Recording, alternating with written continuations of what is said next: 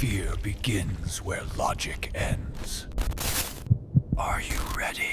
দিনের আলোয় শ্রীমঙ্গলের চা বাগানগুলোকে মনে হয় দিগন্ত জোড়া সবুজ গালিচা।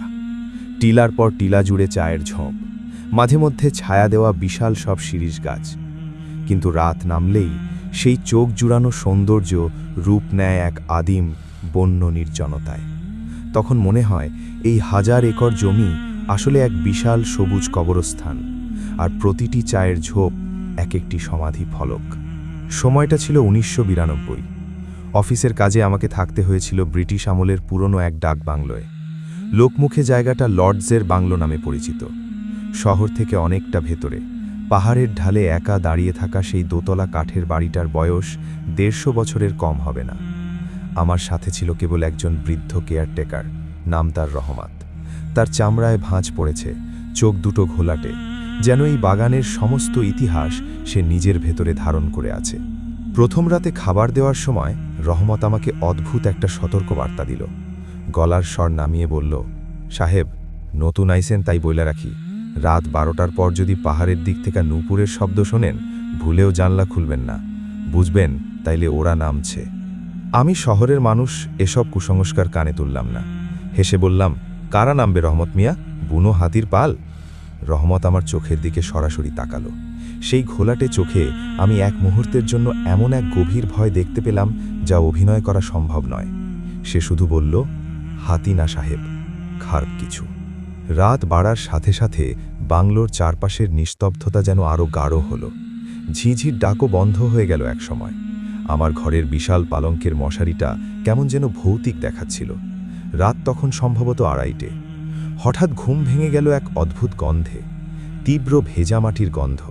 তার সাথে মিশে আছে কাঁচা চায়ের পাতা পচে গেলে যেমন গন্ধ হয়, ঠিক তেমন একটা ভ্যাপসা দুর্গন্ধ। আমি উঠে বসলাম। ঠিক তখনই শব্দটা কানে এলো। অনেক দূর থেকে, পাহাড়ের ওপরের দিক থেকে ভেসে আসছে, ছম ছম ছম। খুব ধীর লয়ের শব্দ, যেন কেউ একজন নয়, শত শত মানুষ পায়ে নূপুর পরে খুব ক্লান্ত পায়ে হেঁটে আসছে বাংলোর দিকে। আমার যুক্তিবাদী মন বলতে লাগলো, হয়তো কোনো আদিবাসী গ্রামের উৎসবের শব্দ। কিন্তু অবচেতন মন চিৎকার করে বলল, এত রাতে কোনো উৎসব হয় না।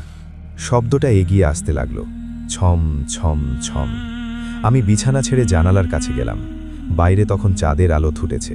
সেই আবছা আলোয় আমি যা দেখলাম তাতে আমার রক্ত হিম হয়ে গেল। বাংলোর সামনে লন পেরিয়ে যেখানে চায়ের ঝোপগুলো শুরু হয়েছে, সেখানে আর সবুজ পাতা দেখা যাচ্ছে না। প্রতিটি ঝোপের ফাঁকে গাছের আড়ালে দাঁড়িয়ে আছে অসংখ্য ছায়ামূর্তি। তাদের শরীর কাদা আর মাটিতে মাখামাখি, পরনে শতছিন্ন কাপড়। নারী, পুরুষ, শিশু সবাই আছে, কিন্তু তারা নড়ছে না, তারা কোনো শব্দ করছে না। শুধু শত শত জোড়া চোখ স্থির হয়ে তাকিয়ে আছে এই বাংলোর দোতলার দিকে, ঠিক আমার জানালার দিকে। সেই দৃষ্টিতে কোনো রাগ নেই, জিঘাংসা নেই, আছে কেবল এক অনন্তকালের ক্লান্তি আর অব্যক্ত নালিশ।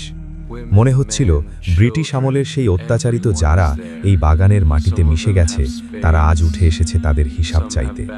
আমার হাত পা অবশ হয়ে আসছিল। আমি নড়তে চাইছিলাম, কিন্তু পারছিলাম না। আমার মনে হচ্ছিল কোনো অদৃশ্য শক্তি আমাকে ওই জানালার সাথে আটকে রেখেছে। হঠাৎ নিচের তলার মূল দরজাটিতে ধাক্কা লাগলো, ধরাস। তারপর আবার ধরাস, যেন সেই হাজারো মানুষের ভিড় এবার বাংলোর ভেতরে ঢুকতে চাইছে। সিঁড়িতে ভারী পায়ের শব্দ শোনা যাচ্ছে। কেউ একজন ওপরে উঠে আসছে। তার পায়ের শব্দে নূপুরের আওয়াজ নেই, আছে কেবল ভেজা কাদা মারিয়ে চলার প্যাক প্যাক শব্দ। শব্দটা আমার দরজার ঠিক বাইরে এসে থেমে গেল। দরজার হাতলটা ধীরে ধীরে ঘুরতে শুরু করলো। আমি জানি আমি দরজা ভেতর থেকে লক করেছিলাম, কিন্তু আমার চোখের সামনে সেই প্রাচীন পিতলের হাতলটা ঘুরে গেল এবং দরজাটা ক্যাচ ক্যাচ শব্দ করে খুলে গেল। দরজায় কেউ দাঁড়িয়েছিল না, কিন্তু এক ঝলক কনকনে ঠান্ডা বাতাস আর সেই পচা মাটির তীব্র গন্ধ ঘরের ভেতর ঢুকে পড়ল। আর সেই বাতাসের মধ্যে ফিস ফিস করে কেউ একজন আমার কানের খুব কাছে বলল, সাহেব, হিসাবটা বাকি রয়ে গেছে। লর্ড সাহেবরে কইবেন আমরা আইছিলাম। আমি জ্ঞান হারিয়েছিলাম। পরদিন সকালে যখন রহমত আমাকে ডাকতে এলো, তখন আমি মেঝেতে পড়েছিলাম।